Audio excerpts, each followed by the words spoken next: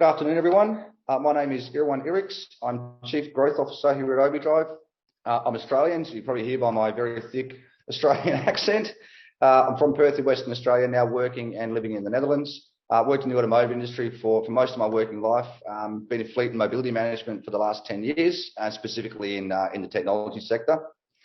Look, it's my pleasure to be here today, share some of my experiences at Global Fleet. And we'll be talking about digital transformation, especially about the importance of data and technology in the transformation process. And I'm really proud to be able to share a specific use case with you today and share firsthand how we're using data and technology to contribute to strategic targets. I think we've all noticed that fleet management's evolved dramatically from just sourcing and managing cars to a new reality. It's becoming a lot more complex. And we're now talking about mobility, sustainability, electrification, and there's just a lot more on our plate than ever before. And now there's a new reality of employees that are no longer working from offices only. And as a result, everything we knew about fleet management needs to be reconsidered. So all in all, our jobs are not only becoming more complex, but we need to be a lot more strategic in our approach. So I'd like to go here in a bit more detail about what's actually changed. So we see on the screen the data from the Global Fleet Survey from 2019 to 2021. Fleet managers were asked the question, what are the most important aspects for you to solve? Or in other words, what's on top of your agenda? And the importance of your standard fleet management measures like cost reduction, safety, supply optimization, car policy, they haven't changed that much. But electrification has made it to the top of the list. So we've gone from a low score of 2.8 in 2019 to a pretty high score of 4.8 4.2 in 2021. So I don't think this comes as a surprise to any of us. But I suppose the important question is, how do we manage this? Or in more fundamental terms, we have sustainability targets, and how are we actually going to reach them? So we've been asked this exact question by our customers. How do you implement a transition from a carbon fuel fleet to a carbon neutral fleet? And what I'll be sharing with you in the next few slides is our methodology to get you there.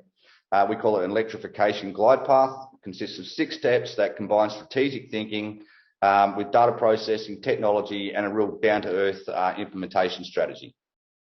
So it starts with the strategic element. So this phase is really about setting the scene, quantifying success, and identifying the challenges that we will meet in that transition process. All very theoretical perhaps, but it becomes extremely data-driven at step 2. So identifying what employees need versus what the supply chain can provide, and establishing a firm baseline before we can move through the transition or the transformation process. Step 3 takes us back to more of a procurement perspective. So what's it going to cost me? What's the ideal supply chain? What charging solutions should I buy?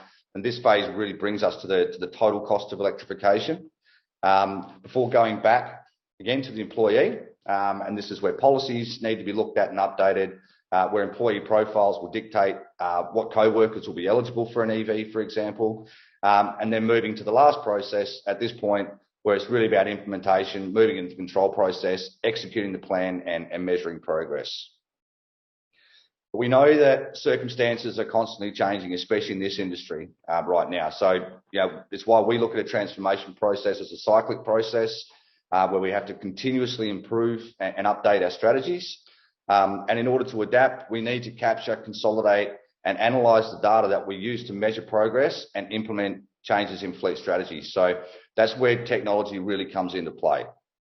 So in order to deliver on your strategies, we're constantly confronted with increasingly sophisticated and complex data.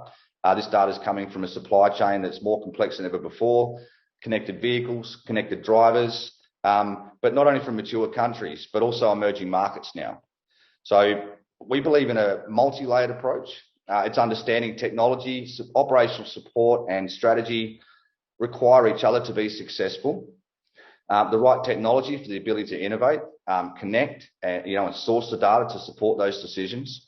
The operational support for maintaining that data, keeping it up to date, reporting, and your daily activities, and the strategic support for the development of the strategy and the know-how that's actually driven by the data. So we believe technology plays a critical role moving forward in progress, but really combined with people.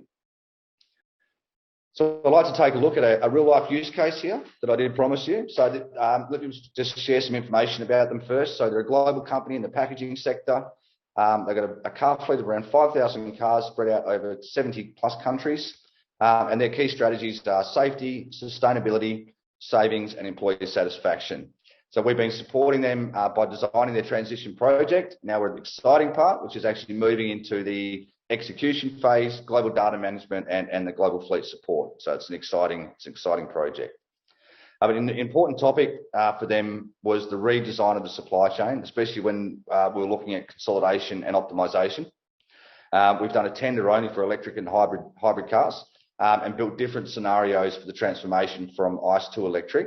An interesting finding is the importance of a diversified supply chain.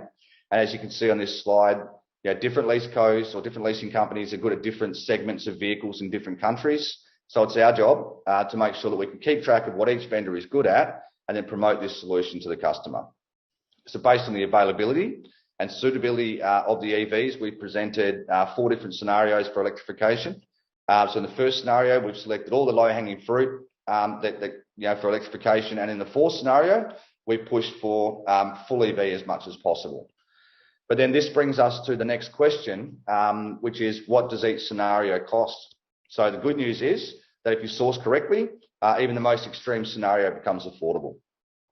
But most importantly, the results in terms of sustainability are pretty impressive. So in one single lease cycle, it's possible to halve the emissions and continue year on year to decrease those emissions by almost 15%. And here's a truly unique metric to think about. We've managed to quantify the ratio between the cost of CO2 reduction and the supply chain. The blue line demonstrates that the 50% of CO2 emissions only represent an increase of 0.2% of the lease costs. So I think it can be a misunderstanding that electrification is expensive. On a period of a 2-year lease cycle, the cost is even lower than it would be by using ICE vehicles. Now the model that we use is that of a accumulated cash flow.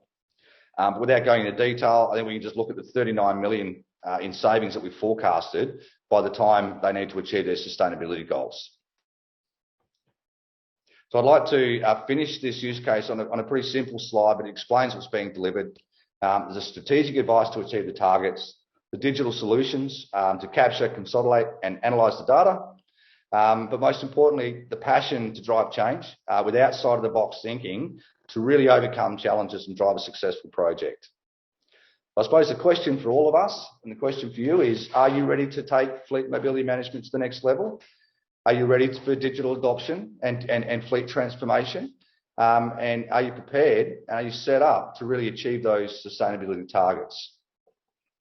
But before I thank you for your attention, I'd like to wish you all a great day.